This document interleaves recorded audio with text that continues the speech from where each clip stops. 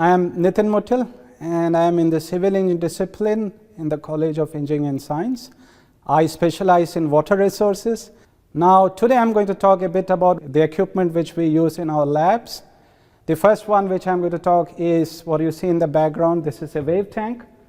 This wave tank is unique to Victoria University. It's not very commonly found in other universities and labs and so on. What we use this wave tank for is to understand the problem of coastal erosion. Coastal erosion is a big problem in various suburbs, even in the coasts of Victoria.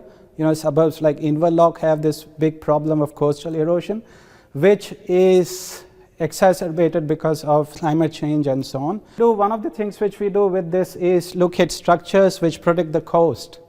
You know, the waves come with a lot of energy and they, eat up the coast. And we are looking at structures which are called wave breakers. You know, they dissipate the energy and then they protect the coast. And you can see some structures which our students have been using here. And there are various other structures which they use to protect the coast. The second experiment which I'm going to talk about is related to open channels. This is a model of an open channel which can be either a river or a creek and so on. Now, actually in fluid mechanics and hydraulics, there are two main topics which we teach. One of them is open channels, the other one is flow in pipes. I'm first going to talk about open channels, then after that I'm going to go to another equipment which is related to pipes.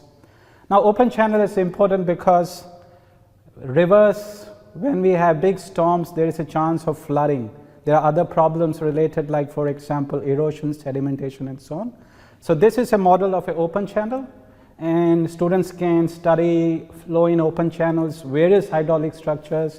You see, for example, here what's called a sluice gate, and there are many other structures which are put into the open channel. I'm not running obviously the model now, but once it is running, there are different structures which are put into the model, and students study the flow behavior, and that helps to design various structures.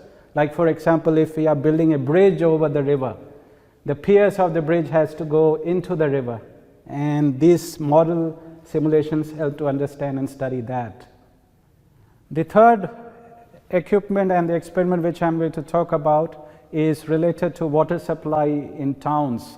In fact, this is a model of a reservoir. We got tanks there and pipeline system. We see pipes everywhere, water supply pipes, and the water supply from the water mains, we get the pipes into our houses and so on. Students study various concepts related to pipe flow using this one. This in fact is a reservoir. There are tanks there, and the tanks supply water to the water supply system. And then these are pipes which owe the amount of height or pressure in the pipes. And if the water can go, for example, up to the first floor or second floor of a house, is there enough pressure? And different concepts like friction in pipes and how pressure reduces as we go away with distance and so on is studied using this experiment.